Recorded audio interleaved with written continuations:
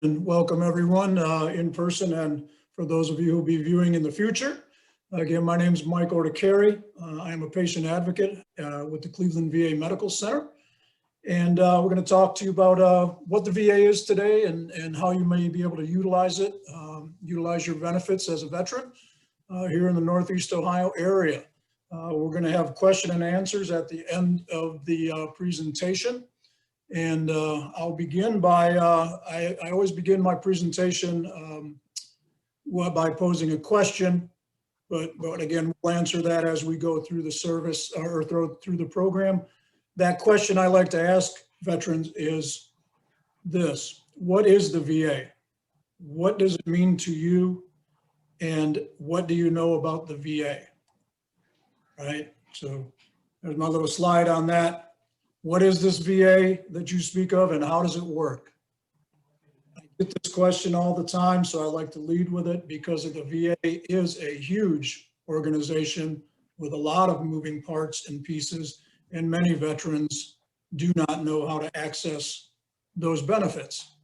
Most of you have accessed some of those benefits because I'm assuming that most of you are attending Cleveland State and are using your GI Bill. Not all of you, but most of you. So that is one of your benefits. So I want to just kind of quickly go over a list of the various benefits that we receive as veterans of the military. And that will give you a better picture of the overall VA system. So the Department of Veterans Affairs is actually made up of 3 separate administrations. Most people, when they think of the VA, I believe, think of healthcare, which is perfectly normal. We are a very large healthcare organization, in fact, the largest in the country. And just in Northeast Ohio, we have 1 medical center and 13 outpatient clinics. We're a very large system. So that's what most people think of. But what else is the VA? What other benefits do we earn by serving in the military? We've already got the college benefit, right? Most of us may be using the post 9/11 GI Bill. When I enlisted initially, it was the Montgomery. Now it's the post 9/11. But there are other benefits. So let's take a look at some of those. So one of those 3 administrations is the Veterans Healthcare Administration. That is where I work every day. And we are a hospital system. Again, here in Northeast Ohio and across the country, wherever you live, there are VA hospitals and clinics. And we are just like any other system of healthcare, with one big difference. The big difference being that we only provide that care to veterans, not civilians. But we have a list of things on the screen right there. That's just a beginning list from inpatient and outpatient care to women's health care, community-based care, homeless veteran care, readjustment services for combat veterans. That's where I work. Substance abuse treatment, dental care, the list goes on and on. So that's what most people think of when they think of the VA. And some of them are covered by the Veterans Benefits Administration. Here in Cleveland, the Benefits Administration is at the Federal Building downtown on East 9th Street. And those benefits that are provided by the VBA include disability benefits for service-connected disabilities, your education benefit, vocational rehab and employment benefits, and the VA Home Loan Guarantee Program. So if you served honorably and have an honorable discharge, you may be eligible to use all of those benefits. And what we do on my team, when we work with new veterans to the system, is we want to make sure that we educate the veterans about all of those services because they've earned them. And if you don't know about them, you won't use them. So we routinely, when I meet with a veteran for the first time, or anyone on my staff does, we cover all of these things and ensure that the veteran knows how to use them, and we can link them. As George knows, we will certainly link them to him or Josh. If they want to go to Cleveland State and get their education benefit moving, we will refer them directly to those to the staff there, and they get them up and running, and simplify that process. And the same with each of those benefits.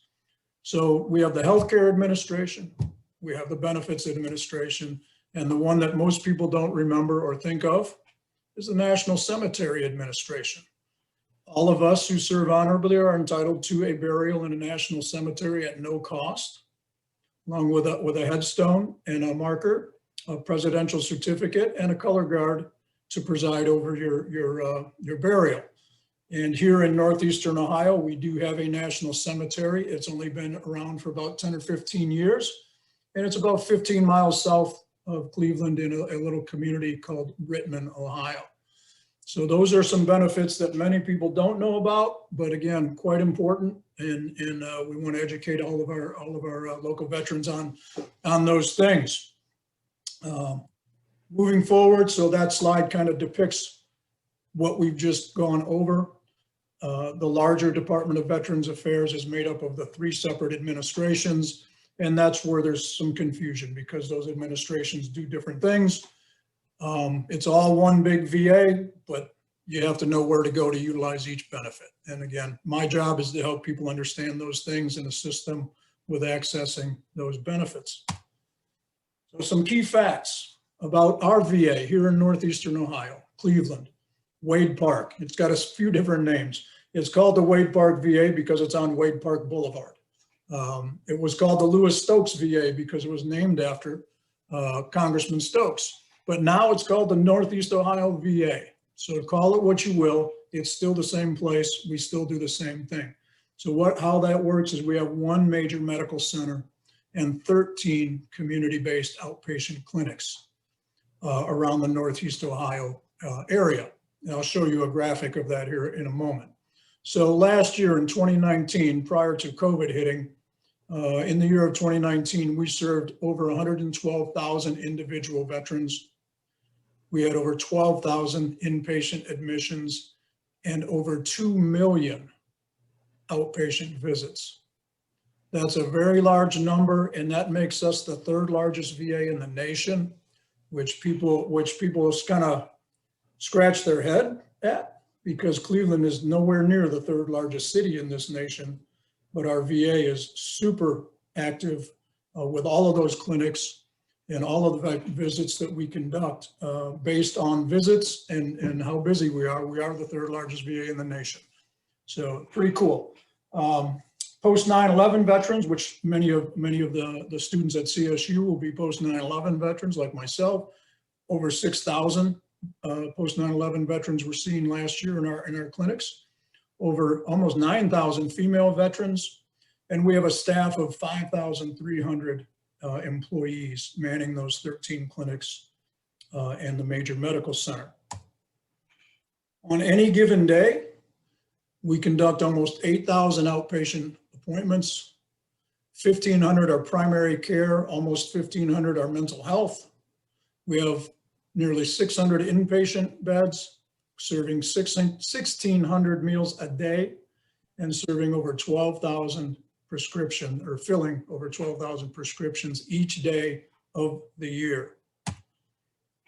And here's a graphic of the way we are laid out in this part of Ohio. You see the yellow star there is Cleveland. That is the main medical center at Wade Park. And the red stars are our outpatient clinics. And the way that we operate is the veteran receives care at the nearest clinic to their home. And most people only need to go to Wade Park if they live near Wade Park, and that is the closest clinic, or if they need a surgical procedure or an inpatient procedure. All of those outpatient clinics that you see can handle most of your day-to-day needs. If you live in the Lake County area, you can go to our Lake County clinic and you can receive primary care, mental health, laboratory services, optometry, audiology, substance abuse care, nearly everything, as I said, other than being admitted to a bed or having a surgery conducted. On nearly everything can be conducted at these outpatient clinics, and that's the way we've been striving to do that for the past 10 or 15 years, and this is where we are now. If the veteran lives outside of that area in Ohio, they would be referred to either Dayton, Columbus, Cincinnati, or Chillicothe, where they have a similar setup to cover their regional area. So if a veteran at Cleveland State would like an appointment, and would like to contact me, that's the way we would get them set up at the nearest clinic to their residence, or the nearest clinic to the school, which would be at Wade Park. So Wade Park and Parma and Lake County are very busy because they're the closer ones to Cleveland, where the population is most densely filled with veterans. So we'll move on from that. All right, so post 9/11 veterans, again, talking about post 9/11 veterans, that's any veteran who has served in the military since September 11th, 2001. As of 2019, over 2 million Iraq and Afghanistan combat veterans have come home from deployments, and at least 57% have utilized a VA clinic at least one time. The most common conditions that we see are musculoskeletal conditions, followed by mental health disorders. Musculoskeletal conditions, if you're not sure what that is, that's any conditions of the knees, backs, hips, necks, not necessarily combat related injuries, but wear and tear, a lot of wear and tear injuries, as well as combat injuries, and followed by mental health disorders at roughly 53%. Of those mental health disorders, majority are PTSD, depression, anxiety, and substance use disorders. And because of that, we have services online ready to assist veterans who are having those issues, as well as any other issues. Suicide prevention and treatment is a very large initiative at the VA. I'm sure most of you have heard and seen things on the internet and on the news as to the severity of the suicide problem in the veteran population. All veterans receive a mandatory suicide risk screening upon enrollment. So if you're a new veteran and we get you set up with care, one of the first things that you'll go through is a suicide risk screening. If the veteran screens positive, they're referred directly to one of our suicide prevention specialists for further assessment, and if deemed necessary, for ongoing monitoring. Positive screens also result in the veteran's chart being flagged. A flag means if I pull up the veteran's chart and he or she is flagged for suicide awareness, I get an alert that pops up on the middle of my screen alerting me to the fact that this person is at risk, and I can ask the person each time I see them, each time I pull up their chart, hey, how are you doing? Are you thinking of harming yourself? Are you going to your appointments? And that's the way we continue to monitor for suicide risk. And it is making a difference. We're still very high, but we are gaining ground with this program. And we have suicide prevention coordinators at all 13 of those clinics, as well as at the main hospital. Moving forward, another thing I find when I speak to our new veterans, many of them are not aware that if they went on a deployment during their time in the military, they are eligible for up to 5 years of free health care at the VA following their deployment. So this morning, before I came onto the Zoom meeting, I spoke to about 16 veterans, all brand new, and 4 or 5 of them did not know that they were actually eligible for free care. So they were expecting to be billed for their care, and they were quite happy to know that they're not going to be billed at this time. And when a veteran enrolls, one of the things that we obtain is their DD-214 discharge from the military, and we look for those deployments, and if they're there, we can flag them so that the billing department does not bill during that time. So all that needs to have happened is that you served in a theater of operations or received hazardous duty pay, and you were discharged or released from active duty after 2003. So that's great. We are actually, again, healthcare in this country is very expensive, and the VA does go to quite good lengths to ensure that we do not exclude people, and people are given every opportunity to receive healthcare without paying a bill. So for the next 5 years, you might receive free healthcare. Moving on. This slide is a quick overview of my program, the program that I work for, which is called Transition and Care Management. And we only deal with post 9/11 veterans.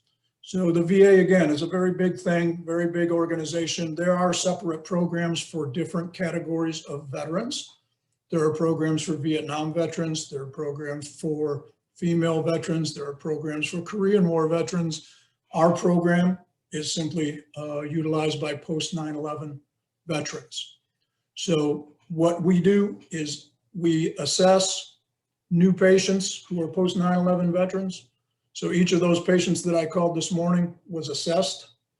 And if deemed necessary, I will place them on case management, and we will case manage them to provide assistance primarily during their transition. One of the veterans I spoke to this morning will not separate until the 11th of December, and today is the 1st. So as he separates, I want to make sure that he is getting enrolled in one of our clinics. He is getting all the care that he needs, that he knows that his care is going to be free. I assessed him for financial stability, employment, housing, all of those things. And if he needed assistance with employment as he transitions, we will provide that. If he needs housing assistance, we will provide that. Obviously, the medical care we are providing, I put in his referrals this morning for primary care and mental health. And that's how we assist in that transition process, which can be very difficult for veterans leaving the military and coming back to the civilian world. Another thing that we do on our program is conducting outreach events. And really that's what we're doing today. We provide easily more than 30 outreach briefings every year, to include briefings such as this one at colleges and universities, and at more than 70 National Guard and Reserve units in our area. We literally go out, a unit just came home in Stowe, Ohio, and we'll be going out to brief them at their very first battle assembly weekend back after deployment. We'll be standing in front of them and briefing them and giving them the same information.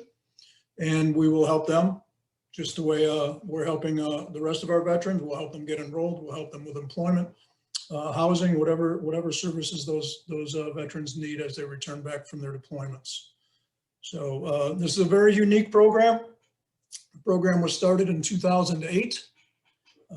Before that time, when a veteran came home, the veteran just needed to figure this stuff out. And just going through what we've gone through today so far in this briefing, you can see there's a lot of information. There's a lot of moving parts, and it's very hard to figure this out. So without us advocating, that's the old way of doing it, was just figure it out. If you want to go to school, figure it out. If you want to get an appointment, figure it out. And that's just not the way we should care for our veterans. So I'm real happy to be working in this program, and this program is present at every VA in the country. Another service that we provide for our post 9/11 veterans, if I am case managing a veteran and I talk to the veteran this month and he tells me, Mike, I got a job and I'm moving to Dallas, Texas next month, I can reach out to my counterpart with the Transition and Care Management Program in Dallas, Texas, and transfer him down there. And before he arrives in Dallas, all of his appointments will be set up for him at the clinic nearest his home in the Dallas area. And that happens continually throughout the year. Patients move into the Cleveland area, and we get referrals from other VAs, and patients move out of the Cleveland area, and we generate those referrals to the area where the veteran will be living next. And, again, it makes it much easier while they're transitioning than having to figure all those things out on the fly and while you're moving to a new home and starting a new job. So a great service that we provide, and we're happy to do so.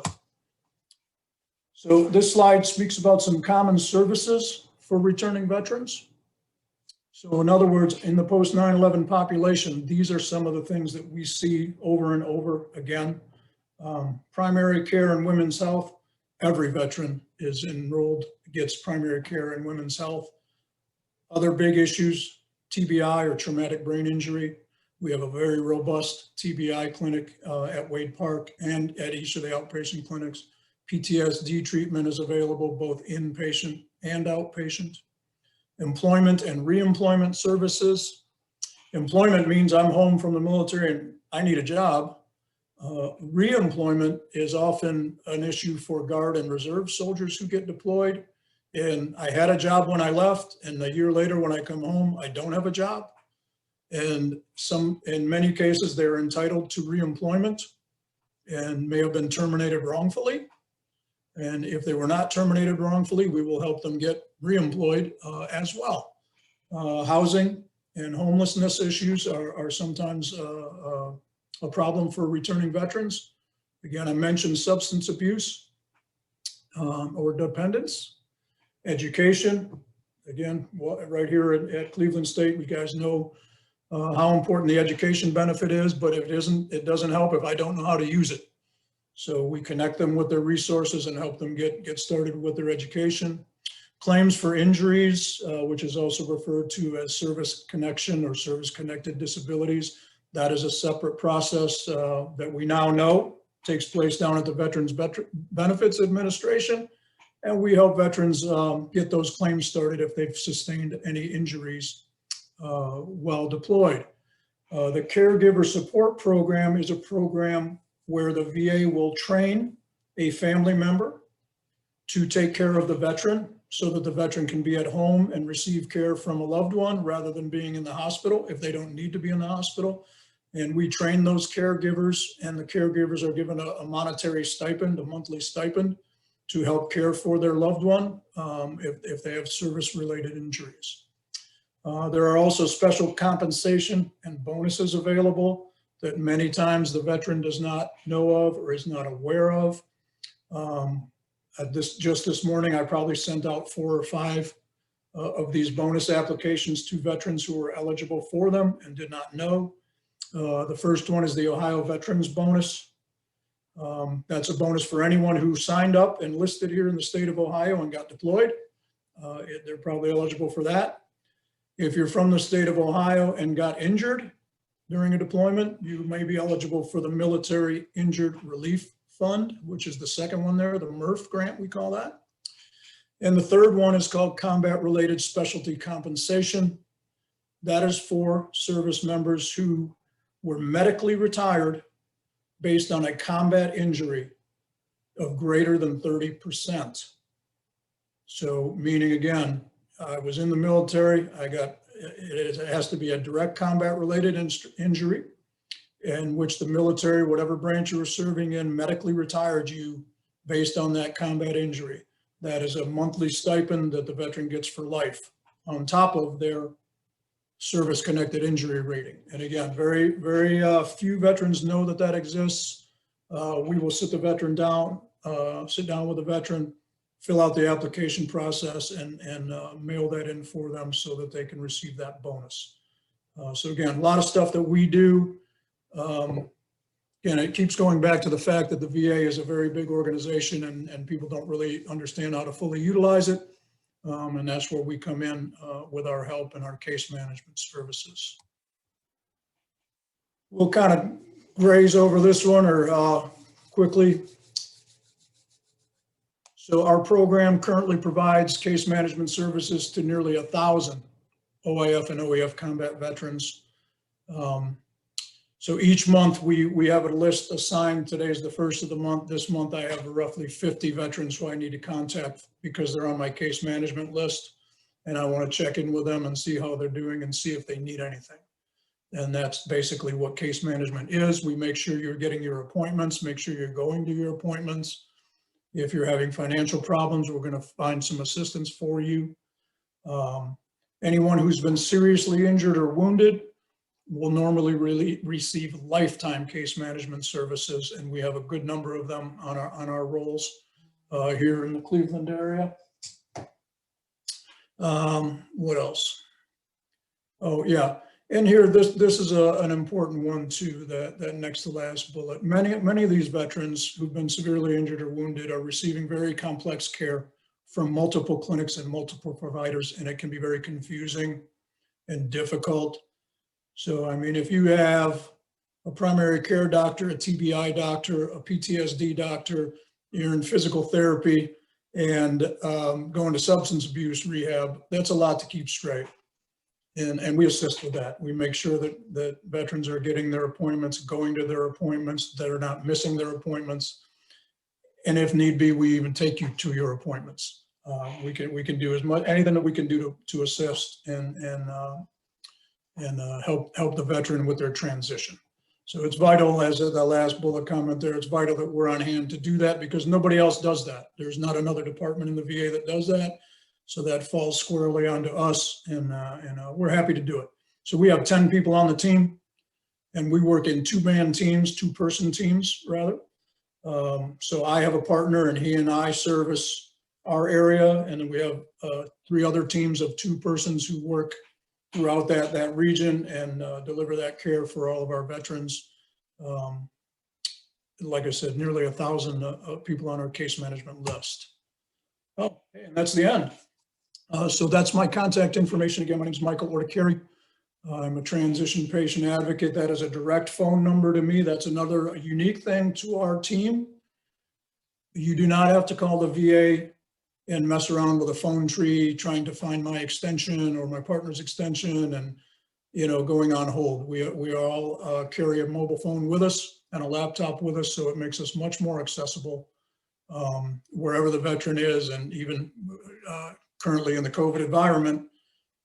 Again, very easy to reach, and we're very accessible at all times. That concludes my brief. Are there any questions?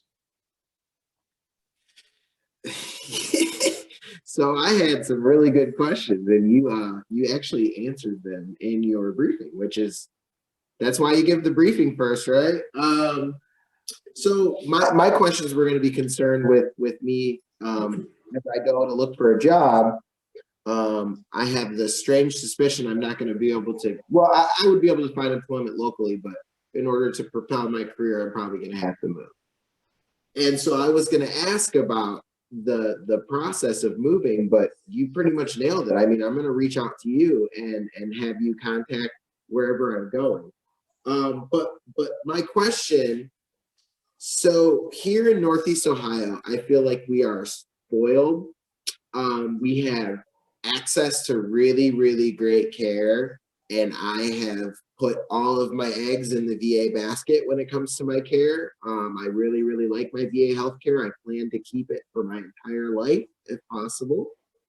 And I guess my question is, when I leave and I go to another place, what's going to be the best way for me to be able to still continue to get that great care, even if I'm kind of somewhere that isn't as great as Northeast Ohio? Is the VA going to a situation where I would be able to keep my doctors and talk to them remotely, or would it be better for me to just go ahead and transfer there and get embedded in that local area there? What would your advice be for that? Yeah, Brandon, I would say that transferring your care to your wherever you move to in the future, because partly I think that's procedurally, that's probably just the correct thing to do. But also, when we get through the COVID environment here and things start to get better in the coming years, hopefully we will get back to more face-to-face healthcare and kind of normalize things. So we may not be doing all this remote care, is my point, and you'll probably have a new relationship with a new provider. And I can tell you, and I'll tell you this very honestly, is each VA is a little different. Our mission is the same. I've had veterans move to different areas and tell me it's been wonderful. And I've had veterans, that I've case managed in the past reach back to me and say, it stinks. I don't like my doctor. I don't like my care. There are over 1,000 VA clinics in the country, so I can't vouch for all of them. I'm very happy to hear you say that you are pleased with your care here, and I find that most of our veterans feel the same way that we talk to on a regular basis. And again, some have come here from other locations where they said their care was wonderful, and some have come from other locations and said, man, it's so much better here in Cleveland. And all I know is what we do and how we do it seems to be working. And I can truthfully tell you that as an employee of almost 30 years, it is much better than it was.